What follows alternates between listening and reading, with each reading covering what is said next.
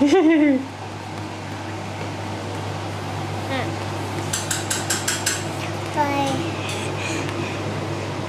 Nhưng làm gì đây?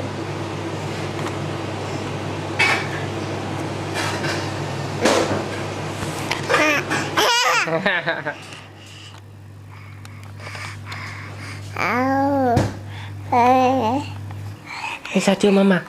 Đi sao chưa mama? Mama tới rồi. Mama tới rồi.